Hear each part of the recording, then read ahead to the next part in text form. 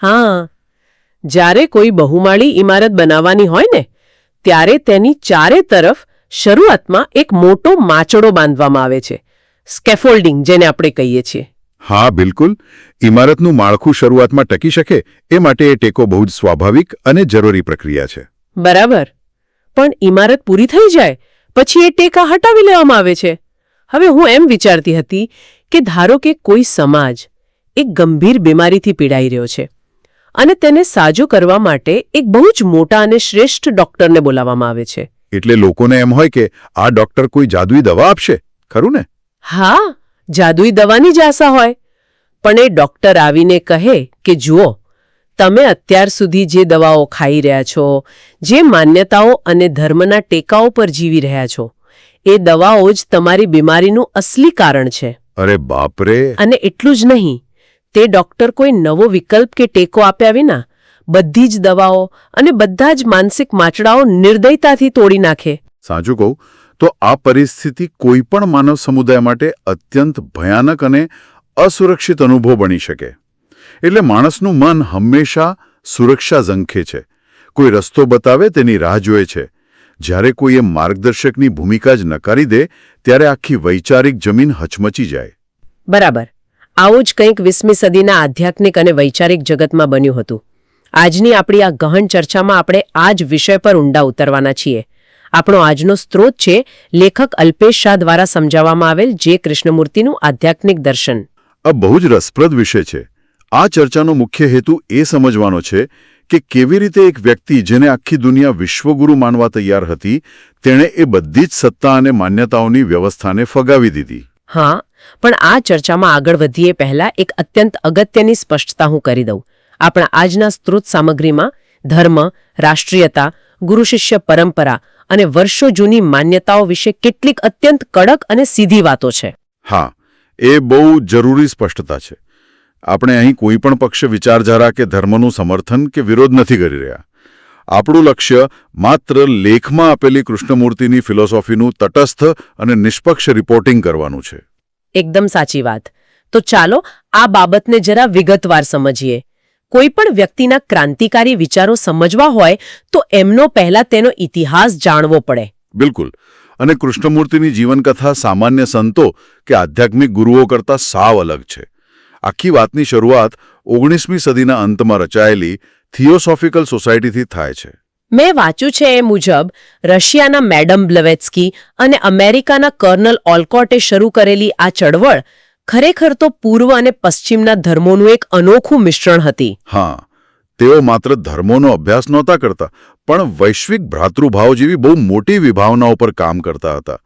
અને એમનામાં એક બહુ જ પ્રબળ માન્યતા ઘર કરી ગઈ હતી કે શ્રી કૃષ્ણ, ગૌતમ બુદ્ધ અને જીસસ ક્રાઇસ્ટ પછી પૃથ્વી પર એક નવા વિશ્વગુરુ એટલે કે લોર્ડ મૈત્રેયનું અવતરણ થવાનું છે. એટલે એક નવા મસીહાની એન્ટ્રી થવાની હતી. ના વડા ચાર્લ્સ લેડબીટરે મદ્રાસના અડિયાર બીચ પર એક 15 વર્ષના દક્ષિણ ભારતીય છોકરાને જોયો. 1895માં જન્મેલા જિદ્દુ કૃષ્ણમૂર્તિ. પણ અહીં મજાની વાત એ છે કે એમનો દેખાવ ત્યારે કોઈ તેજસ્વી તારલા જેવો બિલકુલ નહોતો. સાવ દુબળું શરીર, વાંકા દાંત, ખભે પહોંચતા લાંબા વાળ, મોઢા પર માખીઓ બણબણતી હોય. અરે વાહ! અને ભણતરમાં પણ અત્યંત નબળા હતા એવું મેં ક્યાંક વાંચ્યું છે. હા, સાવ સાચી વાત. શાળાના શિક્ષકો તેમને મંદબુદ્ધિ માનતા હતા. કોઈ સામાન્ય માણસ તેમની સામે જુએ તો ક્યારે ન વિચારે કે આ છોકરો આખા વિશ્વને રસ્તો બતાવશે. પણ લેડબીટરની નજર કંઈક અલગ જ હતી. એટલે એમણે કૃષ્ણમૂર્તિમાં પેલી અદ્ભુત અને સ્વાર્થરહિત આભા જોઈ લીધી હશે જે બીજું કોઈ નહોતું જોઈ શકતું. હા, પણ પસંદગી માત્ર એમની જ નહોતી થઈ. અમેરિકાના હ્યુબર્ટ વોન હુક અને ભારતના જ ડી રાજાગોપાલ નામના અન્ય છોકરાઓમાં પણ આવી જ સંભાવના જોવામાં આવી હતી. અને એટલે કોમ્પિટિશન હતી. હા, થોડી ઘણી. સમય જતાં હ્યુબર્ટ તો સ્પર્ધામાંથી બહાર થઈ ગયો અને તેણે લેડબીટર સામે ગંભીર સવાલો પણ ઉઠાવ્યા. પણ કૃષ્ણમૂર્તિ અને રાજાગોપાલ કેન્દ્રમાં રહ્યા. પણ આ આખી ઘટનામાં સૌથી મોટો વળાંક ત્યારે આવ્યો જ્યારે એની બેસેન્ટે કૃષ્ણમૂર્તિમાં પોતાની સંપૂર્ણ શ્રદ્ધા મૂકી દીધી. તેમને દૃઢ વિશ્વાસ બેસી ગયો કે આ જ યુવાન થકી લોર્ડ મૈત્રેય દુનિયાને માર્ગદર્શન આપશે. અને પછી તો પૂરા 20 વર્ષ એટલે કે 1910 થી 1929 સુધી આખી દુનિયામાં એ જ ગણગણાટ ચાલ્યો કે નવો મસીહા તૈયાર થઈ રહ્યો છે. અઢળક સત્તા, સંપત્તિ, જમીનો, order of the star in the East નામની સંસ્થા ઊભી કરાઈ. જેના હજારો અનુયાયીઓ હતા અને કૃષ્ણમૂર્તિ એના સર્વોચ્ચ વડા હતા. આ તો એવું થયું કે કોઈને અલ્ટિમેટ સુપર હીરો બનાવવાની 10-20 વર્ષ સુધી ટ્રેનિંગ અપાઈ રહી હોય અને લોન્ચિંગના દિવસે જ એ સુપર હીરોનો પોશાક ફગાવીને કે તમારે કોઈ સુપર હીરોની જરૂર જ નથી. અરે આ બહુ જ સચોટ સરખામણી છે. કારણ કે 1929માં નેધરલેન્ડ્સના ઓમન કેમ્પમાં આવું જ કંઈક બન્યું. થોડા આંતરિક મતભેદો હતા, પણ પરિણામ આટલું વિસ્ફોટક હશે તેની કોઈને કલ્પના નહોતી. હા, તેમણે એ વિશાળ સંસ્થાનું જ વિસર્જન કરી નાખ્યું. હજારો લોકો જેમની એક ઝલક માટે તરસી રહ્યા હતા તે યુવાને સ્ટેજ પરથી સ્પષ્ટ કહી દીધું કે તમારે કોઈ ગુરુની જરૂર નથી. અહીં સૌથી આકર્ષક બાબત એ છે કે આ ઇનકાર જ એમની ફિલોસોફીનો પાયો બન્યો. બિલકુલ. અને ત્યારે એમણે એક ઐતિહાસિક વાક્ય કહ્યું હતું, ટ્રુથ ઇઝ અ પાથલેસ લેન્ડ. સત્ય એ પંથ વિનાનો પ્રદેશ છે. આ તર્ક બહુ ગહન છે. કોઈ રસ્તો ત્યારે જ હોય જ્યારે મંજિલ સ્થિર હોય. સત્ય તો સતત બદલાતી પ્રક્રિયા છે. બરાબર. એટલે કોઈ ચોક્કસ ધર્મ, સંપ્રદાય કે ગુરુની આંગળી પકડીને ત્યાં ન પહોંચાય. સંસ્થા અંતે એક કેદખાનું બની જાય છે. આટલી નાની ઉંમરે તમામ સુખ સાહેબીને લાત મારવાની હિંમત બહુ ઓછામાં હોય. છતાં કેટલાક લોકો તેમના પડખે રહ્યા. એની બેસેન્ટ તો મૃત્યુ પર્યંત તેમને માર્ગદર્શક માનતા હતા. હા, અને જ્યોર્જ બર્નાર્ડ શોએ તો રૂબરૂ મળ્યા પછી એમને મેં જોયેલો સૌથી સુંદર માણસ કયા હતા.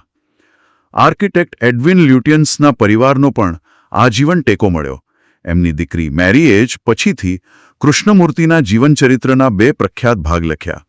આ ઐતિહાસિક પૃષ્ઠભૂમિ એટલા માટે મહત્વની છે કારણ કે આપણને ખબર પડે કે તેઓ કોઈ પરંપરાગત સંત નહોતા.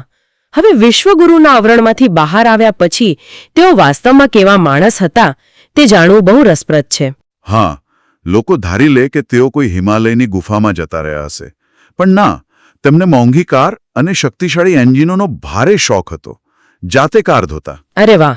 એટલે આધ્યાત્મિક માણસ અને કારનો શોખ? હા, અને એટલો ઊંડો લગાવો કે 1986માં જ્યારે તેઓ મૃત્યુની નજીક હતા, ભારે પીડામાં હતા, ત્યારે પોતાના છેલ્લા નિવેદનમાં એમણે પોતાના શરીરને 12 સિલિન્ડરનું એન્જિન સરખાવ્યું હતું. આ ખરેખર બહુ જ અલગ દૃષ્ટિકોણ છે.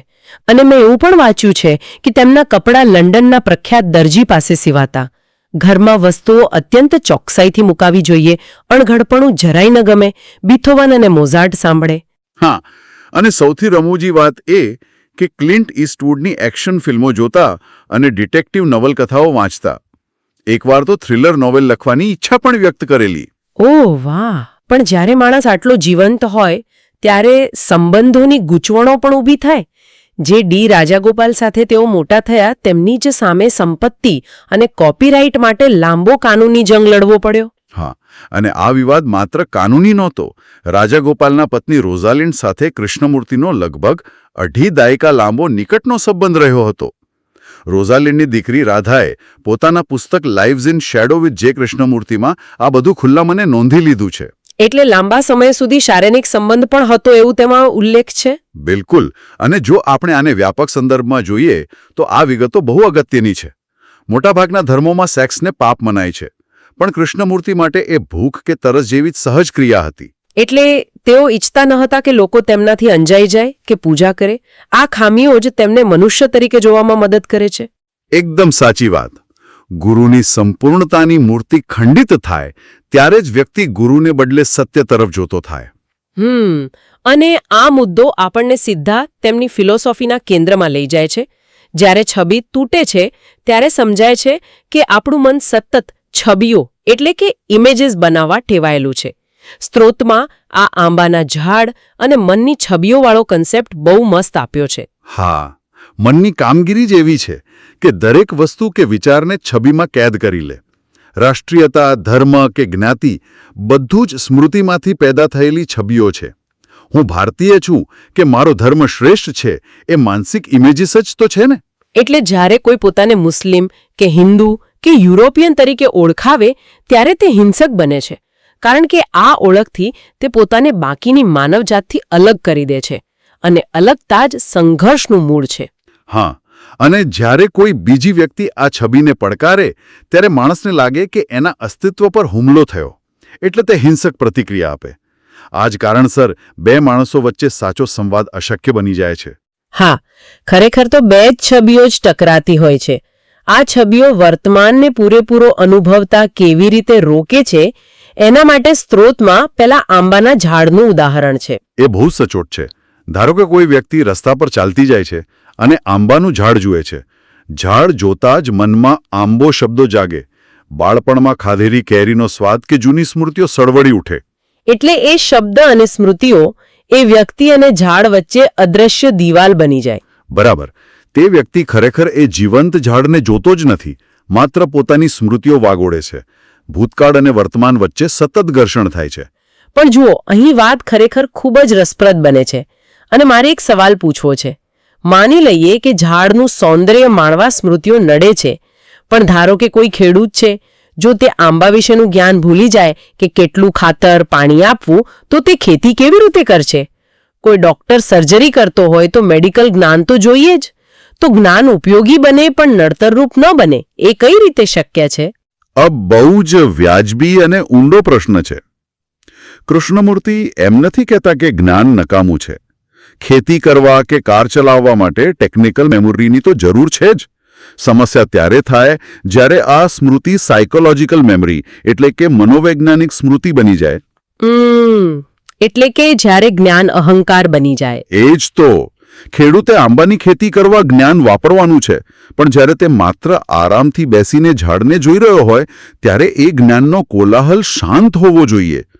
બુદ્ધે કહ્યું હતું ને કે તું જ તારો દીવો થા. જ્ઞાન સાધન છે, માલિક નહીં. એટલે પરિસ્થિતિમાં પૂરેપૂરી સભાનતા. આ જ વાત આપણને ચોઇસલેસ અવેરનેસ તરફ દોરી જાય છે. આ કન્સેપ્ટ સમજાવવા પેલું રાજ કપૂરની ફિલ્મ જાગતે રહોનું ગીત યાદ આવે? જાગો મોહન પ્યારે મત રહેના અખિયો કે સહારે. હા, બહુ જ સરસ ઉદાહરણ આપ્યું છે લેખકે. મોટાભાગના લોકો માને કે આંખો ખુલ્લી છે એટલે આપણે જાગીએ છીએ, પણ મનની અંદર વિચારોનું ઘમસાણ ચાલતું હોય, ભય કે ઉદાસીની છારી હોય તો સાચું દ્રશ્ય દેખાતું જ નથી. એટલે કે કોઈ પણ વસ્તુને સારી કે ખરાબ, ગમા કે અણગમાના ચશ્મા પહેર્યા વિના જોવી, નિષ્પક્ષ આંખે જોવું, એટલે જ ચોઇસલેસ અવેરનેસ. બિલકુલ. અને જ્યારે મન આ અવસ્થામાં હોય ત્યારે એક નવી ઊર્જા પ્રગટે છે. કૃષ્ણમૂર્તિ આને ઇન્ટેલિજન્સ અથવા ગુજરાતીમાં પ્રજ્ઞા કહે છે. The awakening of intelligence. પણ આ ઇન્ટેલિજન્સ એટલે કોઈ આઈક્યુ કે દુનિયાવી ચાતુર્ય તો નથી ને? ના ના, જરાય નહીં. પ્રજ્ઞા એટલે એવું મન જે દ્વંદ્વમાં ન ફસાય, અમીરી ગરીબી, સારું ખરાબ એમાં પસંદગી ન કરે. ધાર્મિક લોકો જેને ઈશ્વર કહે છે, કૃષ્ણમૂર્તિના મતે એ જ આ પ્રજ્ઞા છે. તો આ બધું સમજ્યા પછી એવું લાગે કે કૃષ્ણમૂર્તિ આજના સમયના કોઈ સેલ્ફ હેલ્પ ગુરુ જેવા તો બિલકુલ નહોતા. વ્યસન કેમ છોડવું કે સફળ કેમ થવું એવી કોઈ ટિપ્સ નથી આપતા. સાચી વાત.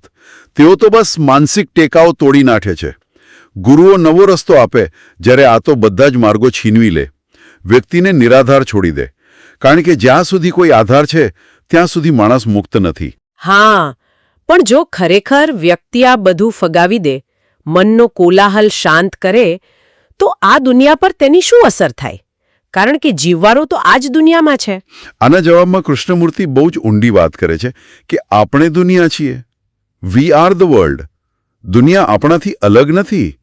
આ હિંસા, ધાર્મિક વિભાજન, બેચેની, આ બધું કોણે સર્જ્યું? આપણે જ સર્જ્યું છે, આપણી અસુરક્ષાએ. એ જ તો 1981ના એમ્સ્ટરડેમના પ્રવચનમાં એમણે કહેલું કે આપણા ડર અને ઈચ્છાઓ એ આખી માનવજાતનું મન છે. કોઈ એક વ્યક્તિનો ક્રોધ અને વિશ્વના બીજા છેડે બેઠેલા વ્યક્તિનો ક્રોધ અલગ નથી હોતા. એટલે આપણી અંગત સમસ્યા એ જ વૈશ્વિક સમસ્યા છે. અને આમાંથી બહાર આવવા માટે તેઓ ફ્રીડમ ફ્રોમ ધ નોન એટલે કે જ્ઞાતથી મુક્તિની વાત કરે છે. આપણે પરંપરાઓ અને પુસ્તકો દ્વારા અપાયેલું જ જ્ઞાન પચાવીએ છીએ. અને આનાથી જ એક બહુ જ મહત્વનો પ્રશ્ન ઊભો થાય છે. આપણે જાતે સત્ય શોધવાની તસદી જ નથી લેતા. એટલે જ કૃષ્ણમૂર્તિ આપણને સેકન્ડ હેન્ડ મનુષ્યો કહેતા. સાંભળવામાં કડવું લાગે પણ સાચું છે. સેકન્ડ હેન્ડ મનુષ્યો. આપણે ઉછીના લીધેલા ઠાલા શબ્દો પર જીવીએ છીએ. કોઈ કહે કે પરમાત્મા આવો હોય અને આપણે માની લઈએ. હા, સાચી આઝાદી કોઈ નવી પરંપરા સ્વીકારવામાં નથી, પણ આ સેકન્ડ હેન્ડ અસ્તિત્વના અસ્વીકારમાં છે. મનને ખાલી કરવું પડે, જેથી સત્ય સીધું અને તાજું જોઈ શકાય. તો આખી ચર્ચાને સમેટી લઈએ તો આપણે કહી શકીએ કે જે કૃષ્ણમૂર્તિ એવા ફિલોસોફર હતા જેમણે પોતે ભગવાન બનવાની તક ફગાવી દીધી, જેથી તેઓ આપણને આપણી માન્યતાઓના પાંજરામાંથી બહાર કાઢી શકે. બરાબર. કોઈ પણ પૂર્વગ્રહ વિના દુનિયાને જોવી, જ્ઞાન અને ભૂતકાળનો બોજ ખંખેરીને વર્તમાન જીવવો, એ જ સાચું જીવન છે. કોઈ ગુરુ કે પુસ્તક આપણો હાથ પકડીને ત્યાં નહીં લઈ જાય. હા, શરૂઆતમાં મેં જે ઇમારતના માચડાની વાત કરી હતી ને, કૃષ્ણમૂર્તિ એ જ નિર્દયી ડોક્ટર હતા જેણે બધા ટેકા તોડી નાખ્યા, જેથી આપણે આપણા પગ પર ઊભા રહી શકીએ. તો આ બધાનો અર્થ શું છે એ શ્રોતાઓ માટે સ્પષ્ટ થઈ ગયું હશે. હા, અને હવે આ ચર્ચા પૂરી કરતા પહેલા એક વિચારવા જેવો પ્રશ્ન હું મૂકવા માંગુ છું. જો આપણી ઓળખ, આપણો ધર્મ, માન્યતાઓ અને વિચારો બધું જ સમાજ દ્વારા ઉધાર આપવામાં આવેલું હોય, સેકન્ડ હેન્ડ હોય, તો આ બધું જ કાઢી લીધા પછી અંદરથી બચતો એ અસલ મનુષ્ય કોણ છે? જ્યારે તમે કોઈ પણ લેબલ કે સ્મૃતિ વિના દુનિયાને જોશો, ત્યારે તમને અરીસામાં કોણ દેખાશે? હો, વાહ, ખરેખર બહુ જ ઊંડો અને વિચારતો કરી દે તેવો પ્રશ્ન છે. અને અમે આશા રાખીએ કે આજના સ્ત્રોતની આ ગહન ચર્ચા બધા માટે રસપ્રદ રહી હશે. આ પ્રશ્ન સાથે અને ચોઇસલેસ અવેરનેસની યાત્રા સાથે અમે આ ચર્ચાને ભાવપૂર્વક વિરામ આપીએ છીએ. જોડાયેલા રહેવા બદલ આભાર.